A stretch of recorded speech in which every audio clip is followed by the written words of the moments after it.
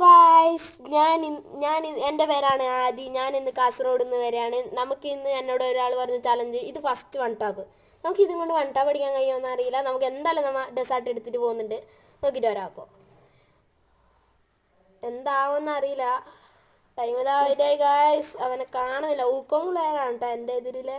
1-1 മറ്റേ കളി ഞാൻ വെച്ചില്ല. പക്ഷേ നമ്മളിപ്പോൾ ഒരു വൺ ടാപ്പ് കയറി തോന്നുന്നു നേരത്തെ. അത് റെക്കോർഡ് ചെയ്തില്ല. എടുത്തിന് നമുക്ക് ഇതിൽ നടക്കാം.